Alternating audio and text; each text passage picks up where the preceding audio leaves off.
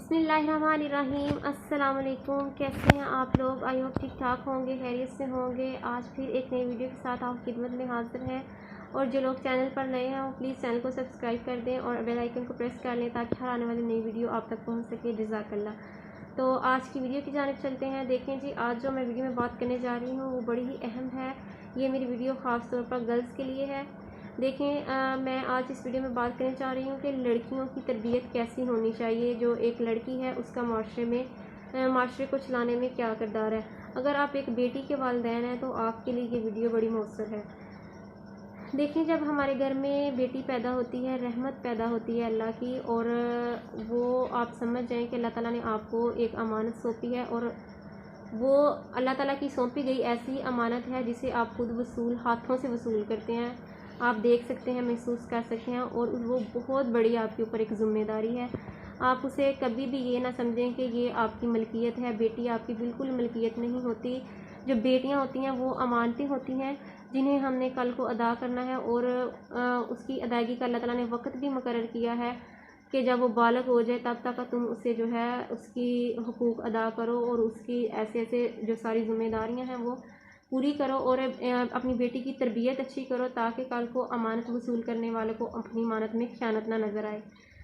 और अगर आप अपनी औलाद की, अपनी बेटी की ख़ास तौर पे तरबियत अच्छी कर रहे हैं तो आपने एक अल्लाह ताला की दी हुई अमानत को पूरी ईमानदारी से जो है वो अदा किया उसके निकाह के बाद। लेकिन अगर आप उसकी एक लड़की की तरबियत में आपने कमी छोड़ी है तो आप याद रखें कि आपने जो है अल्लाह ताला की दी हुई अमानत में ख़यानत की है।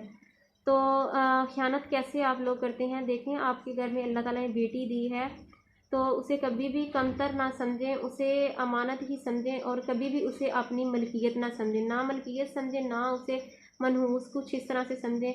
अल्लाह ताला का शुक्र अदा करें कि या अल्लाह तूने इस काबिल समझा कि मुझे अपनी अमानत की हिफाजत करने की जो है वो हैसियत मेरी दी और मुझे ये काम सौंपा। देखें, जब बेटी बड़ी होना शुरू होती है, ये औरत के अंदर जज्बा होता है, वो बहुत ज़्यादा एहसास रखती है अपने बाबा के लिए। औरत के दिल में जो है ज़िंदगी में सबसे ज़्यादा जो मोहब्बत होती है ना, वो अपने बाप के लिए होती है। इज़्ज़त और मोहब्बत इतनी वो अपने बेटे से भी नहीं करेगी, खामद से भी नहीं करेगी जितनी वो अपने बाप से करेगी। और बाप को इस मोहब्बत का जो है हक़ अदा करने का मौका भी मिलता है। जब आपकी बेटी बड़ी हो रही है तो समझ चीज़ों को पिक कर रही है, क्योंकि लड़के जो हैं वो लेट चीज़ों को पिकअप करते हैं, लड़कियां जो हैं वो जल्दी पिकअप करना शुरू कर देती हैं। और आप देखेंगे कि लड़कियां अपनी माँ को बहुत फॉलो करती हैं। आप छोटे बच्चियों को देखेंगे, बेलन लेके जैसे मामा काम कर रही होती है वैसे ही रोटियां बनाएंगी, झाड़ू लगाती हैं मामा तो झाड़ू लगाएंगी। तो आपने क्या करना है कि अपने बेटी के सामने अपने शोहर के साथ वो रवैया अख्तियार करना है जो कल को आप अपनी बेटी में देखना चाहती हैं। और शोहर को जो है अपनी बेटी के सामने वो रवैया अख्तियार करना चाहिए जो कल वो अपनी बेटी से एक्सपेक्ट करता है कि कैसे कैसे बोलचाल है। माँ को चाहिए कि अपने शोहर की इज्जत करे, बेटी के सामने तमीज़ से बोले, ताकि वो ये भी सीखेगी। वो सीखेगी आज, लेकिन अप्लाई इसको कल अपनी ज़िंदगी में करेगी। और दूसरी बात ये है कि जब आपकी बच्ची थोड़ी अपर लेवल पे आ रही है, बड़ी हो रही है, आप समझ गए कि ये बालग होने के करीब है, तो आप उसे घर का हर काम सिखाएं उसे, क्योंकि आपने अपनी उस अमानत को तैयार करना है। आपको आपके ऊपर बड़ी जिम्मेदारी होती है, ये कुछ छोटी बात नहीं होती बेटी की माँ बनना। आपके ऊपर बड़ी जिम्मेदारी होती है। अपनी बेटी को घर का हर काम सिखाएं, उसे खाना बनाना, उसे घर की सफाई, और उसे फिर दूसरे नंबर पे उसे तमीज़, उठने बैठने की बोल चाल। आप ये ना समझ के उसके अपने घर में रखें कि ये मेरी बेटी है, आप ये समझ के रखें कि ये पराई है और मैंने इसको, ये मेरी जिम्मेदारी है, मैंने इसको ये भी सही तरीके से सिखाना है। हर चीज़ बस अच्छे से हो जाए जब तक इसकी शादी करनी है। और आपकी बेटी जब आप समझते हैं कि बालग होने के करीब है तो उसकी बलगत से पहले उसे सब कुछ जो है पर्दे के हवाले से और सारा उससे समझाएं कि अब तुमने जो है, तुम्हारे लिए नामहरम ये होते हैं और महरम सिर्फ एक शख्स होगा तुम्हारे लिए, तुम्हारा शोहर, या फिर उसके अलावा जो तुम्हारे ब्लड रिलेशंस हैं वो तुम्हारे महरम हैं। उसके बाद जो नॉन ब्लड रिलेशंस हैं उनके साथ तुमने कैसे रहना है, कैसे उठना बैठना है। और उसके अलावा जो है अपनी बेटी को उसके बलागत के बारे में समझा दें कि जब लड़की बालग होती है तो उसके ऊपर क्या जिम्मेदारियां आयद हो जाती हैं। तो उसके बाद ये है कि आप मेरी बातों को सुन के आप देखें कि इनको फॉलो करते जाएं आप स्टेप बाय स्टेप, तो आप एक खूबसूरत तरबियत की बेटी जो है वो नज़र आ रही होगी। उसके बाद जब वो बालग हो जाती है तो उसको आप शर्म और हया की तरफ बहुत ज़्यादा राग़ब करें।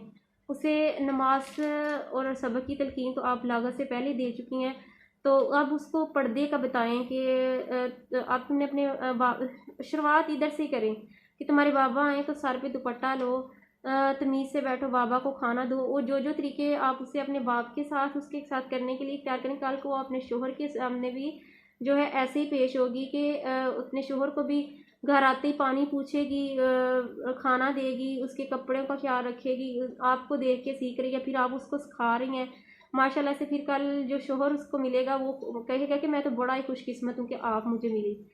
तो उसके बाद जो है अपनी बच्ची को सारा बताएं कि अब तुम्हारी उम्र इस लिहाज से बेहतर हो रही है कि तुम्हें अब शादी, हमारा दिल है कि तुम्हारी शादी करें।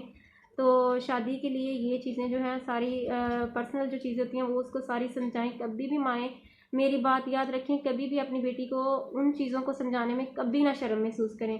आप शर्म महसूस करेंगी तो आपकी बेटी जो है वो क्योंकि वो उम्र ऐसी होती है कि इंसान जानना चाहता है, वो गलत ज़राया से जानेगी। जब वो गलत ज़राया से जानेगी तो हो सकता है कि वो भटक जाए, गलत रास्ता में चले जाए। आप अपनी बेटी के जहन को गलत रास्तों में जाने से पहले ही उसे कैच कर लें और उसे सारी चीज़ों की वजाहत कर दें। जब आप उसे वजाहत कर देंगी तो उसे किसी और जगह से जो है नॉलेज लेने की ज़रूरत नहीं रहेगी।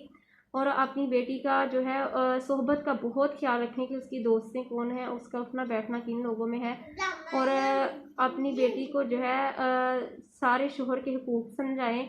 उसकी शादी से पहले जो है उसको ये कभी ना कहें कि तुम्हारी मतलब जैसे हमारे घरों में मजाक में लोग कहते हैं, हाँ सास तुम्हें बताएगी शादी के बाद हमारे साथ। बच्ची के जहन में बैठ जाता है कि पता नहीं सास किस बला का नाम है, क्या है, खौफ सा उसके दिल में आ जाता है। उन ससुराल वाले जो रिश्ते होते हैं ना अभी उसके बने भी नहीं होते, तो हम लोग उनके लिए नफ़रत जो है वो बच्ची के दिल में और दिमाग में पहले जमा कर देते हैं।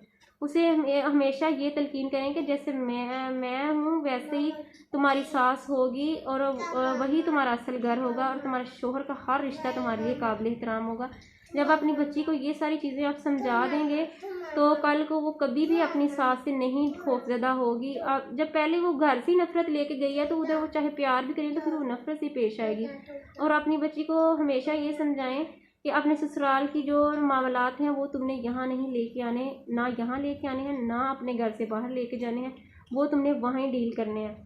और कभी भी अपने शोहर का किसी भी बात की वजह से कोई मिसअंडरस्टैंडिंग, कोई झगड़ा होता है तो उसकी इजाज़त के बगैर घर से पाँव निकाल के लड़कियाँ जैसे नाराज़ होकर आती हैं। नाराज़ होकर यहाँ नहीं आना, तुम माने थी अब हमने अदा कर दिया, अब तुमने वहाँ ही रहना है, तुम्हारा जीना यहाँ था, मरना अब तुम्हारा वहाँ है।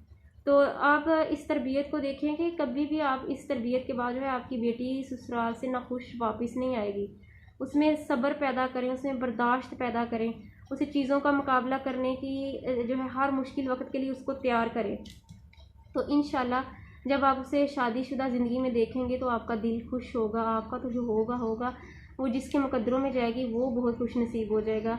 तो जब जो घर टूटते हैं और जो घरों में नफ़रतें होती हैं ना, जो बहू बदतमीज़ होती हैं, जो खराबियाँ निकलती हैं, वो सारी कसूर जो है ना वो पीछे से होता है, माँओं की सपोर्ट होती है। माएँ कहती हैं कि हाँ, माँओं ने कभी अपनी बेटियों को ये कहा हो ना कि तुम्हारी सास है, माँ है। बेटी को जो माँ कहेगी ना वही करेगी, आप देख लेना। जब आपने उसको कहना है बड़ी पैड़ी डैन, ये वो डैन के बच्चे से आपने शादी की है उसकी, आप कुछ बात करते हुए सोचें कि आप भी एक माँ हैं। तो आप माँ जो है वो माँ को ज़्यादा बेहतर समझ सकती है। अपनी बच्ची को हमेशा उन रिश्तों की इज़्ज़त के बारे में सिखाएं और वहाँ की बातें कभी यहाँ ना करने दें, तो आपकी बेटी बहुत खुश रहेगी। उम्मीद है आपको वीडियो पसंद आई होगी, और अगर कोई बात रह गई है तो आप इजाफे के लिए मुझे बता सकते हैं। तो फिर नई वीडियो में मिलेंगे, तब तक के लिए अल्लाह हाफिज़।